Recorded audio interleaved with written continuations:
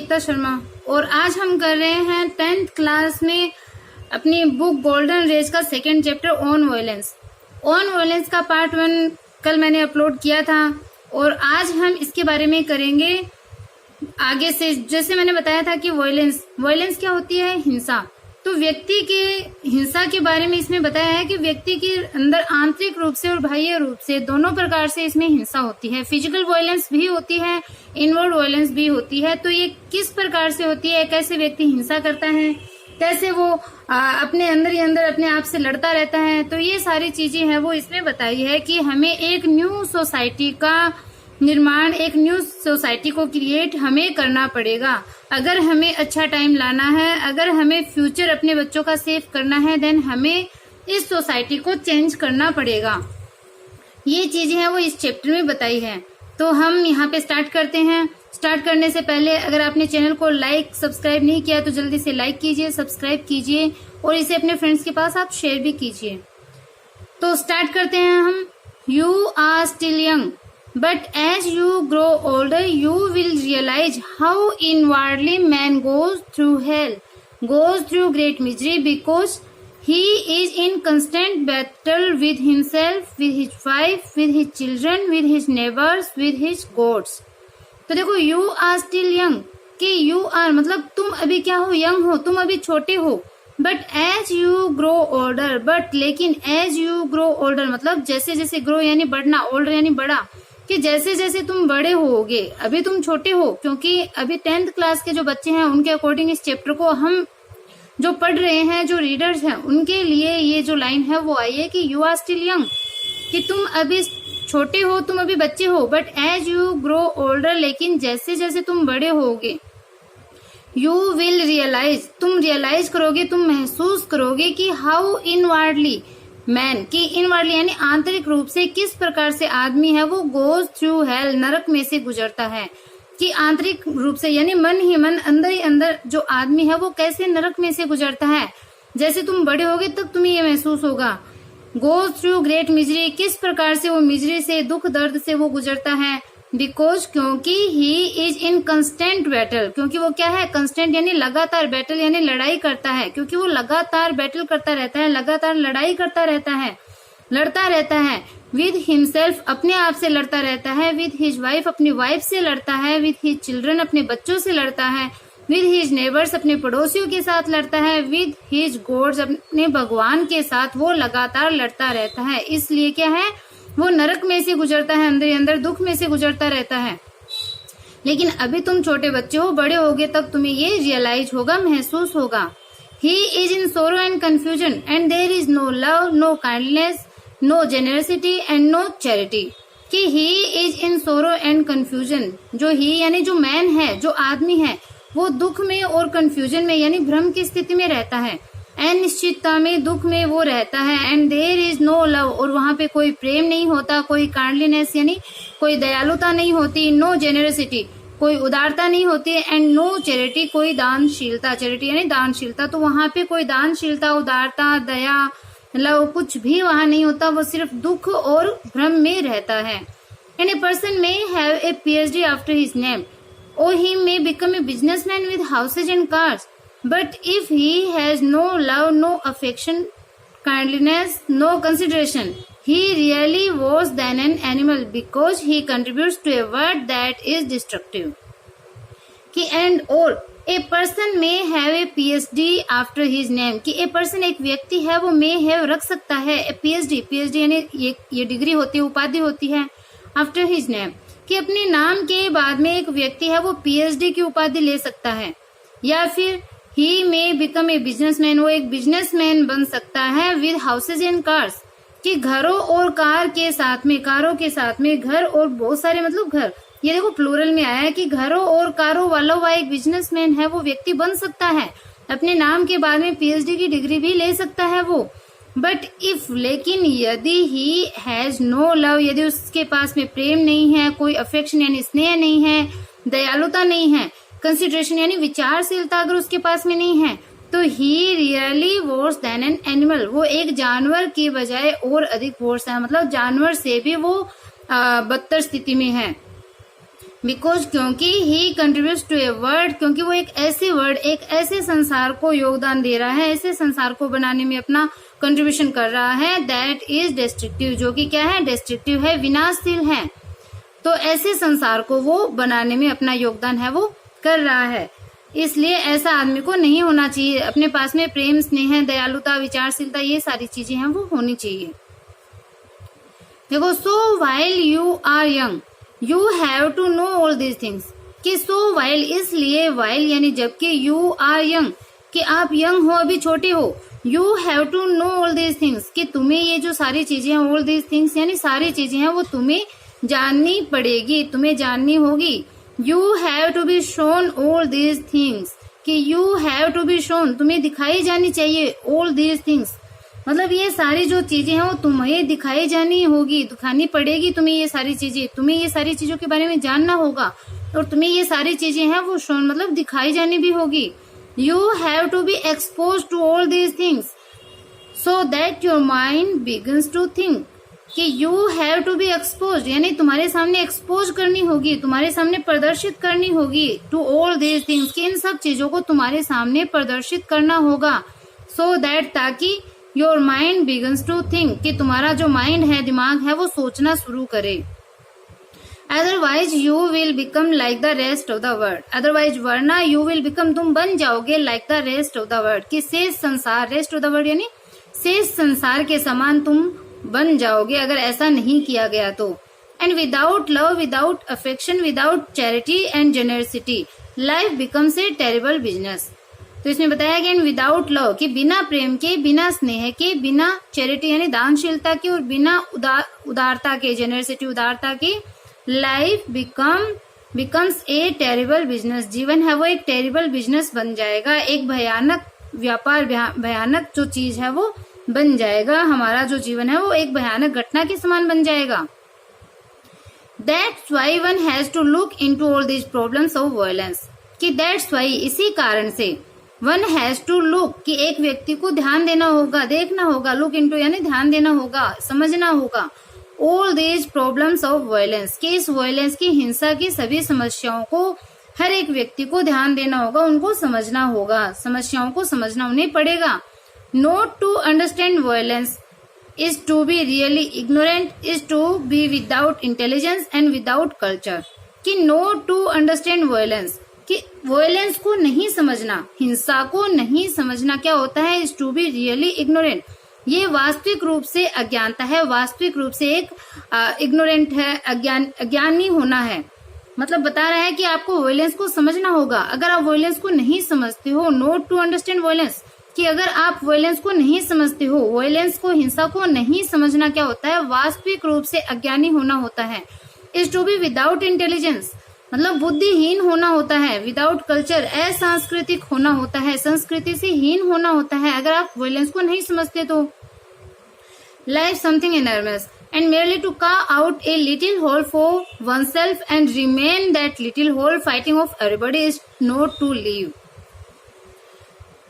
तो देखो, life is something enormous, कि जीवन क्या है, इज समथिंग enormous, जीवन है वो बहुत विशाल है, बहुत enormous है, बड़ा है।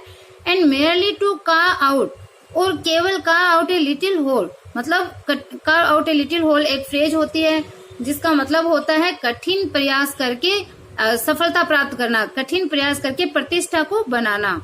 तो इसमें बताया है कि जीवन है वो बहुत enormous है, विशाल है, बड़ा है, लेकिन and merely to carve out a little hole for oneself, और एक व्यक्ति के लिए मतलब कोई व्यक्ति कठिन प्रयास करके अगर स्वयं के लिए प्रतिष्ठा प्राप्त करता है, and remain that little hole, और उस लिटिल होल को, उस प्रतिष्ठा को अगर वो रिमेन यानी बनाए रखना, उस प्रतिष्ठा को वो अगर बनाए रखता है, कैसे, फाइटिंग ऑफ एवरीबॉडी, प्रत्येक व्यक्ति से, फाइटिंग ऑफ मतलब दूर होते हुए, उनसे लड़ते हुए। तो देखो, एक व्यक्ति, जीवन है वो बहुत बड़ा है, और एक व्यक्ति यदि कठिन परिश्रम से प्रतिष्ठा को बनाता है और प्रत्येक व्यक्ति से लड़ते हुए, उनसे दूर होते हुए उस प्रतिष्ठा को बनाए रखता है, तो इज नॉट टू लिव, ये लिव नहीं है, ये जीना नहीं होता।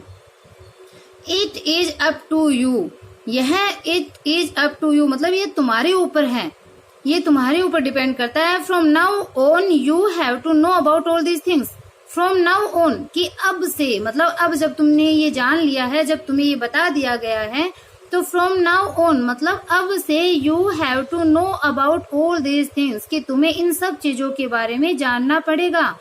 You have to choose deliberately to go the way of violence और to stand up against society, कि यू हैव टू चूज, कि तुम्हें चूज करना होगा, तुम्हें चुनना होगा, डेलिबरेटली यानी जानबूझकर तुम्हें चूज करना होगा, to go the way of violence, कि आप वायलेंस के रास्ते पे जाओगे। You have to choose deliberately, कि तुम्हें जानबूझकर चुनना पड़ेगा। To go the way of violence, कि आप वायलेंस के रास्ते पे जाओगे, या फिर to stand up against society, इस सोसाइटी के विरुद्ध खड़े होगे, इस समाज के विरुद्ध आप तैयार रहोगे। ये आप पे है, आपको चुनना है कि आप हिंसा के मार्ग पे चलना चाहते हो या समाज के विरुद्ध आप खड़े होना चाहते हो।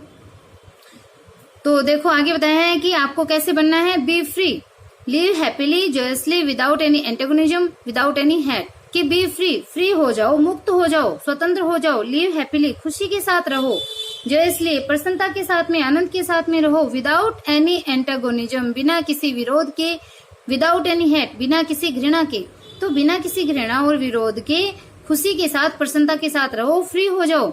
Then life become something quite different, then फिर क्या हो जाएगा, life become something quite different, जीवन है वो एकदम से भिन्न हो जाएगा, एकदम अलग प्रकार का हो जाएगा।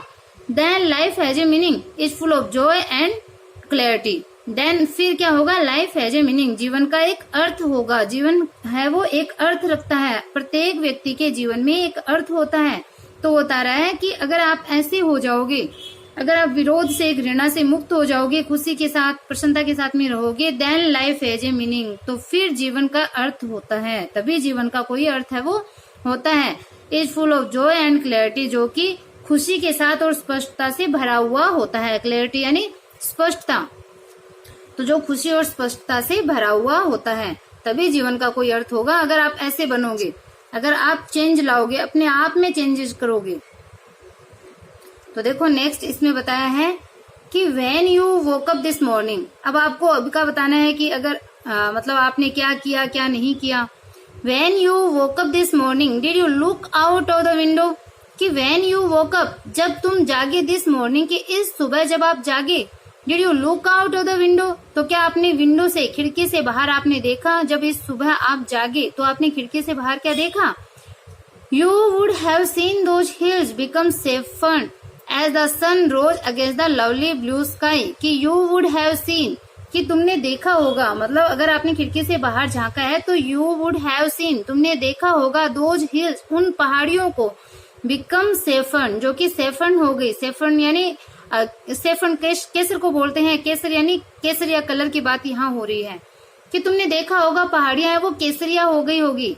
एज द सन रोज, जैसे ही सूर्य है वो रोज यानी उदय हुआ। Against that lovely blue sky, कि उस लवली यानी सुंदर नीले आकाश से जैसे सूर्य उदय हुआ, तो जो हिल्स थी वो सेफन हो गई थी, केसरिया हो गई थी। तो आपने उसे देखा होगा, जरूर देखा होगा।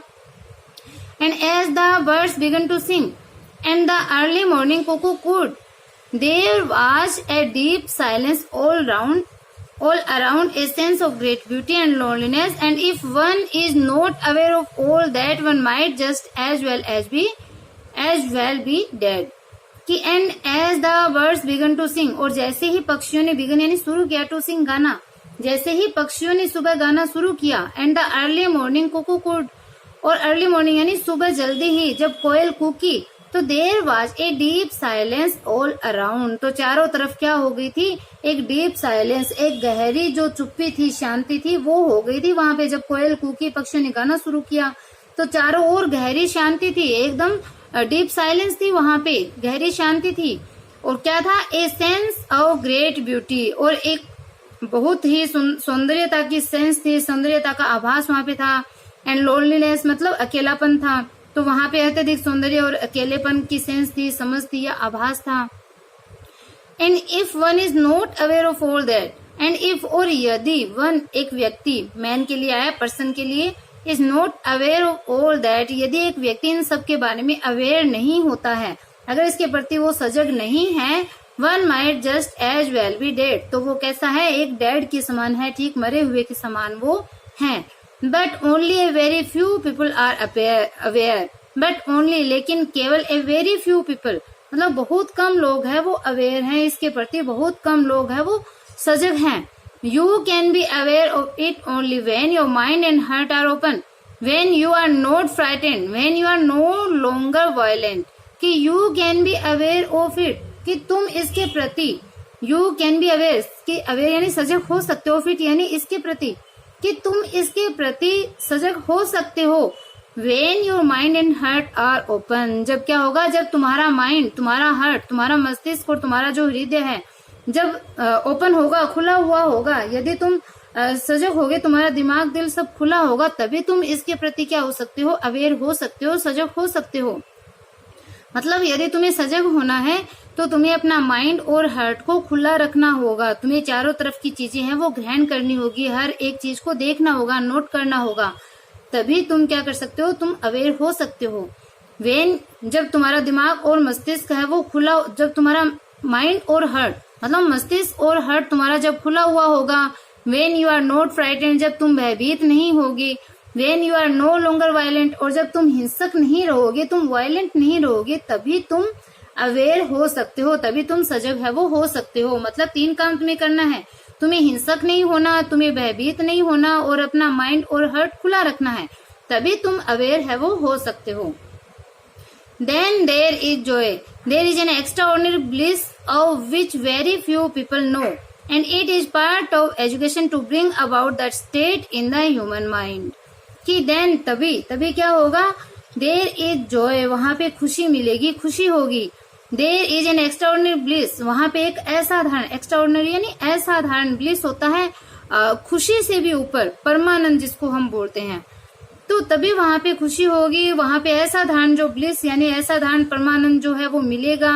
और which very few people know, जिसे वेरी फ्यू मतलब बहुत कम लोग जानते हैं, एक ऐसा असाधारण जो ब्लिस है, परमानंद है, वो तुम्हें मिलेगा जिसको बहुत कम लोग जानते हैं। And it is part of education, और ये एजुकेशन का ही पार्ट है, शिक्षा का भाग है। टू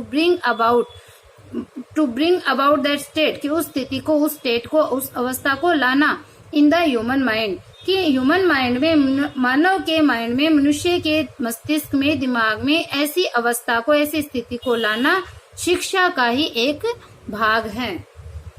और यहाँ पे अपना चैप्टर है वो कंप्लीट होता है। जे कृष्णमूर्ति इसके राइटर है, बहुत अच्छा पार्ट इसमें बताया है। हमें हिंसा से दूर रहना चाहिए, यदि हम ऐसा करते हैं तो हम एक सक्सेसफुल पर्सन है वो बन पाएंगे, एक अच्छी सोसाइटी को क्रिएट कर पाएंगे।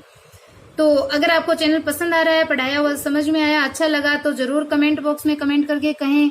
वीडियो को लाइक सब्सक्राइब जरूर करें। Okay, bye.